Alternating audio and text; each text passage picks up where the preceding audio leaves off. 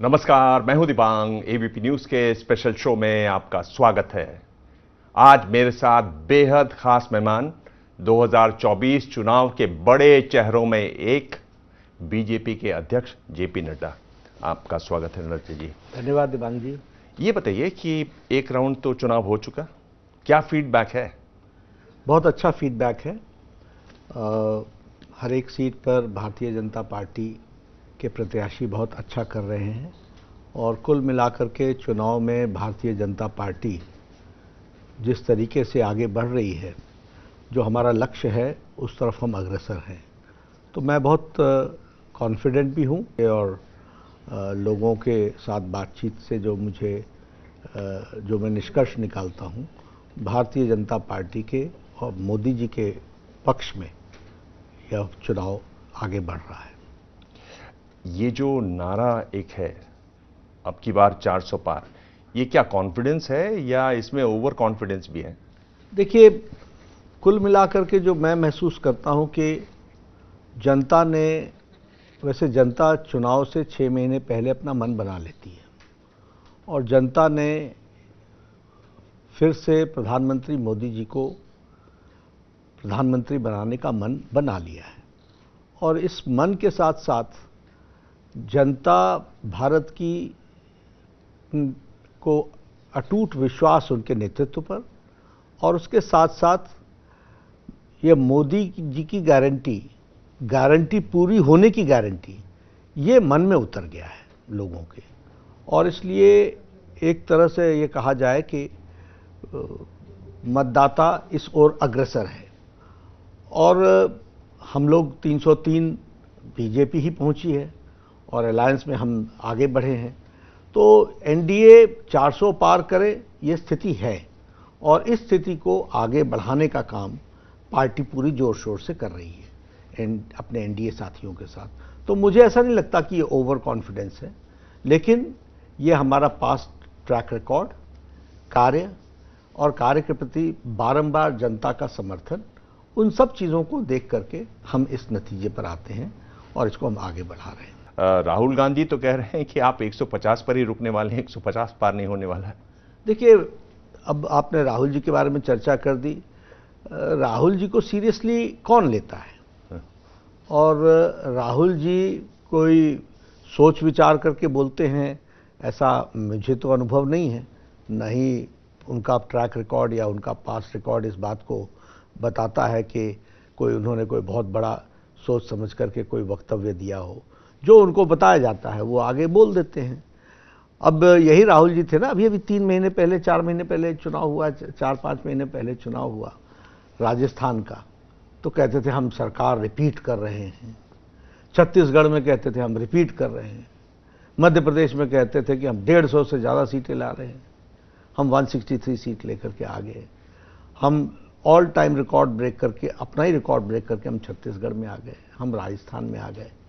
तो इनकी बात को सीरियसली लेने की ज़रूरत नहीं है और मैं ही नहीं, जनता भी नहीं लेती है। मैं ये पूछ रहा हूं कि कुछ बयान जो वायरल हुए इस 400 की आंकड़े के बाद, वो संविधान बदलने वाले हुए। उसमें फैजाबाद से आपके लल्लू सिंह जी खुद एमपी हैं, उम्मीदवार हैं, अरुण गोविल हैं, ज्योति मिर्धा हैं, अनंत हेगड़े पहले ही इस पर बोल चुके हैं। क्या ये कुछ एक कंफ्यूजन फैल रहा है? क्या क्लैरिटी नहीं है इसमें? क्या संविधान बदलना चाहती है बीजेपी, बोल नहीं पा रही है? क्या है? कदापि नहीं। प्रधानमंत्री मोदी जी ने खुद ही कहा कि मैं क्या, डॉक्टर अंबेडकर भी चाहेंगे तब भी संविधान नहीं बदला जाएगा। संविधान का मूल स्वरूप और संविधान के प्रति हमारा कमिटमेंट स्पष्ट है और देश का कमिटमेंट है, सबका कमिटमेंट है, इसमें कोई दो राय नहीं है। जिन लोगों की आपने बात की, इन सब से मैंने व्यक्तिगत रूप में बात की है।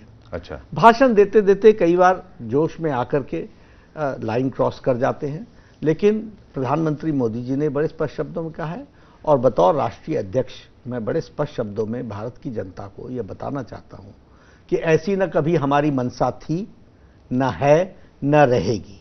हम भारत के संविधान के प्रति कमिटेड हैं, कमिटमेंट है।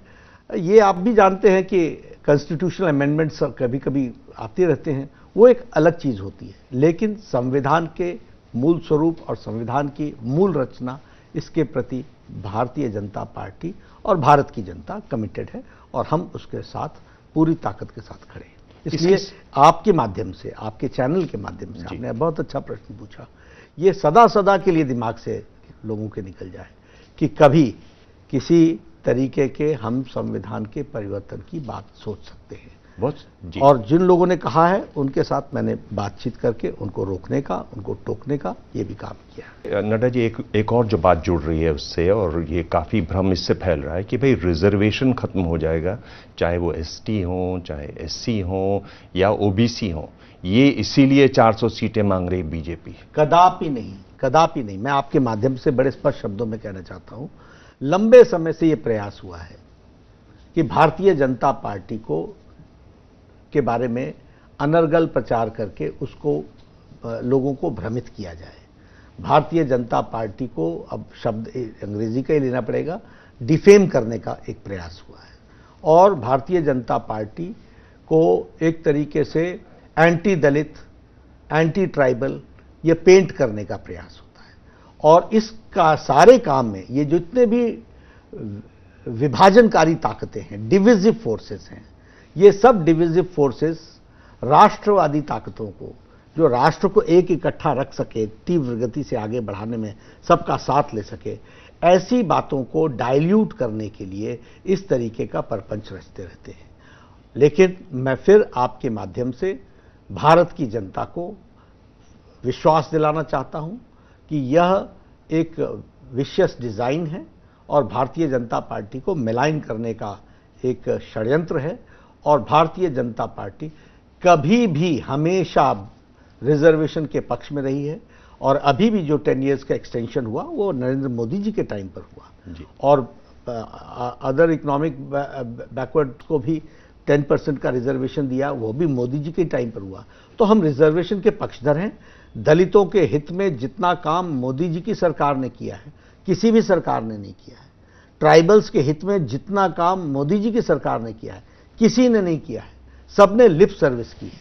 और इसलिए यह बात बहुत स्पष्ट है और मैं चाहूंगा कि आप भी आगे इस बात को बढ़ाएं। घोषणा पत्रों की बात करें तो आप देखिए, कांग्रेस का जो घोषणा पत्र है उसमें उन्होंने 30 लाख सरकारी नौकरियों की बात कही है।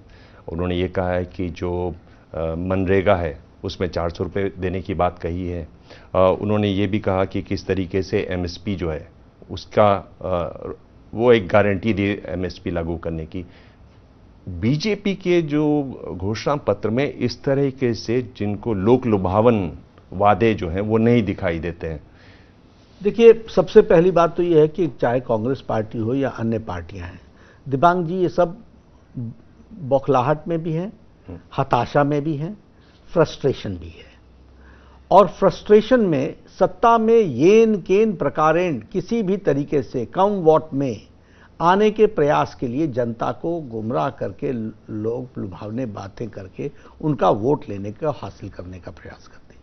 मैं यहां यह भी कहना चाहता हूं कि इनको कभी भी what is right for the country, कौन सी चीज देश के लिए उपयोगी है, ये इनका मापदंड नहीं रहा है।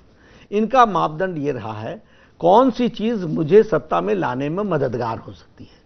भारतीय जनता पार्टी ने मोदी जी के नेतृत्व में 10 साल में भारत की तस्वीर बदलने में बहुत बड़ा योगदान किया है।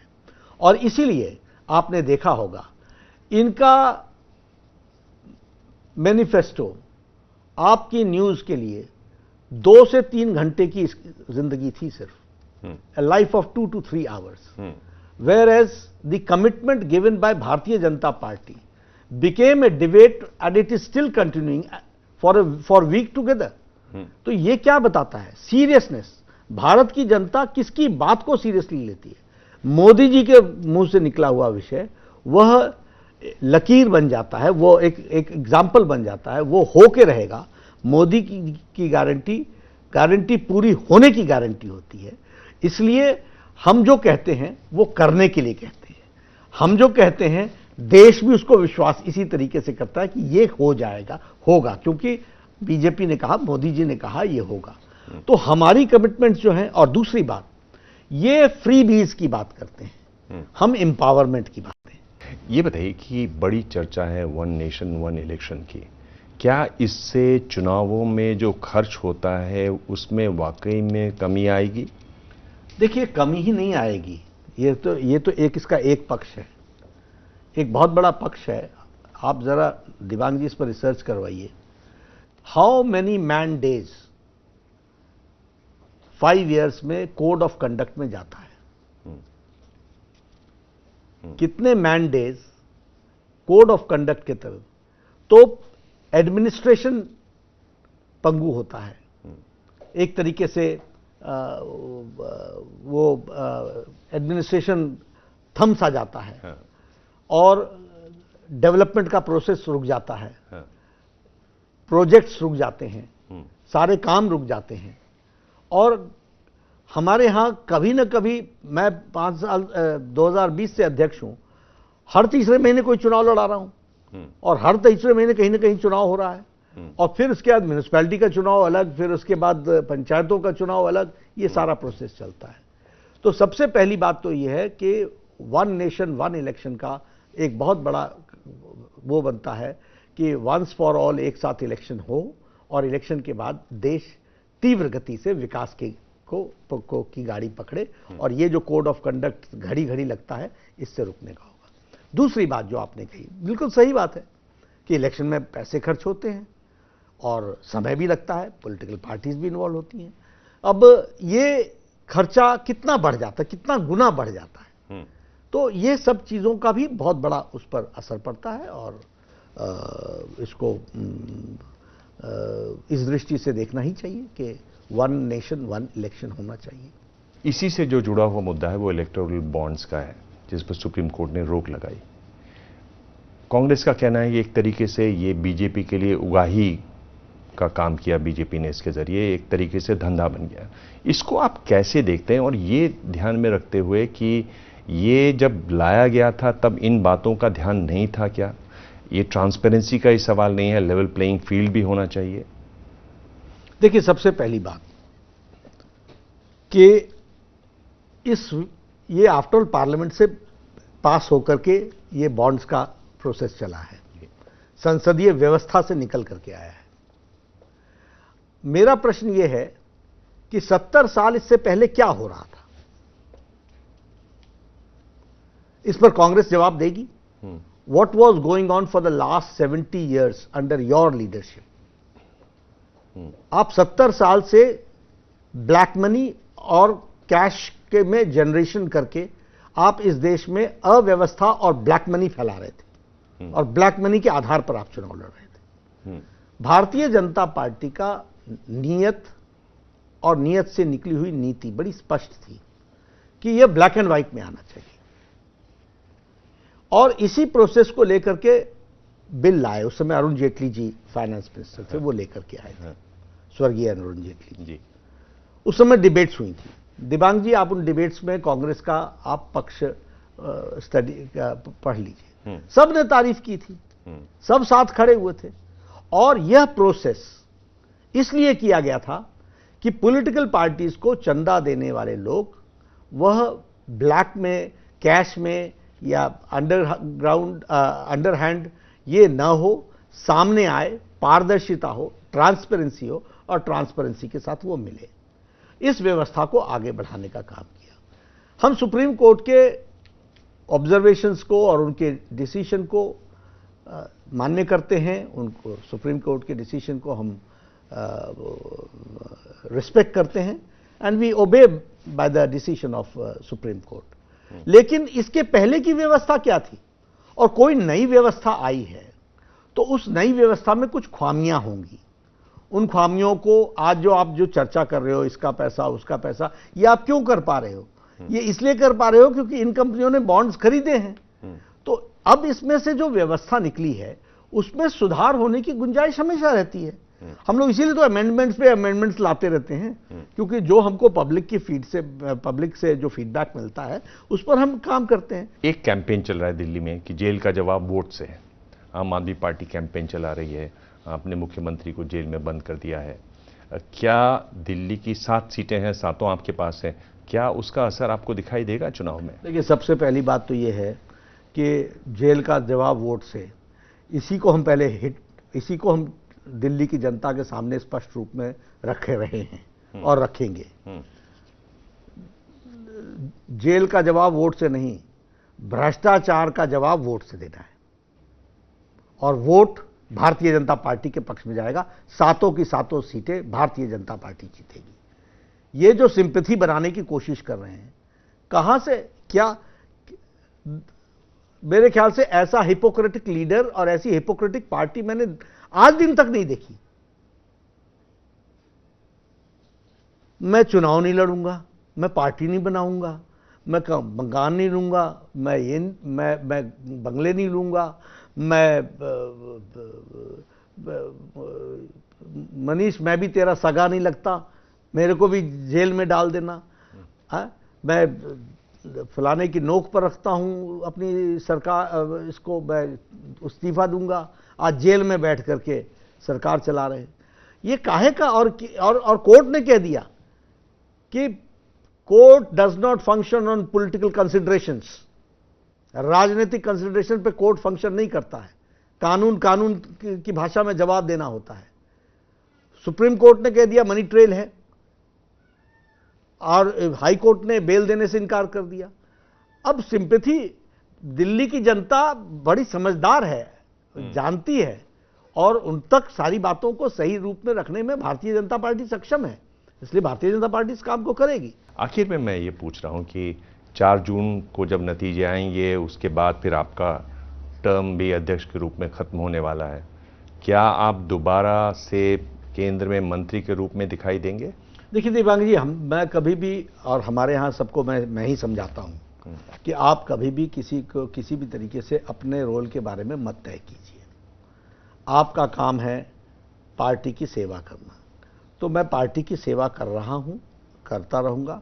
और मैं एक बात और भी बता देना चाहता हूँ कि अध्यक्ष न रहने के बावजूद भी इसी ताकत के साथ, पूरी ताकत के साथ पार्टी के लिए काम करता रहूँगा। इसलिए पार्टी जो भी जिम्मेवारी देगी मैं करूँगा। मैं 2 बार मंत्रिपरिषद से बाहर आकर के पार्टी की हमने सेवा की है। जब पार्टी ने आदेश दिया तो मैं पार्टी के लिए काम करता हूँ, जब पार्टी ने कहा कि सरकार में जाओ तो मैं सरकार में जाता हूँ। लेकिन मेरा काम है कि पार्टी को पूरी ताकत देना, और मैं मंत्री रहते हुए भी सबसे ज़्यादा प्रभारी प्रदेशों का मैं ही रहा। जम्मू कश्मीर से लेकर केरल तक का मैं प्रभारी रहा बतौर मंत्री होते हुए भी। तो पार्टी मेरा फर्स्ट लव है, फर्स्ट अफेक्शन है, तो उसको हम पूरा करते हैं। इसलिए जो भी हमको पार्टी तय करेगी मैं करूँगा। नड्डा जी, बहुत बहुत धन्यवाद। आपने सभी सवालों के जवाब दिए, सीधे जवाब दिए, और इतनी बड़ी पार्टी आप के अध्यक्ष हैं, और जिस तरह से आप संयम से बात करते हैं। अब हमने ये तो सुना कि आप कभी कभी फ़ोन पर गर्म हो जाते हैं, वो चेहरा तो नहीं दिखाई दिया, पर आपने बहुत संयम से जवाब दिया, चुनाव के बीचों बीच हमें समय दिया। बहुत बहुत धन्यवाद। Thank you so much. Thank you.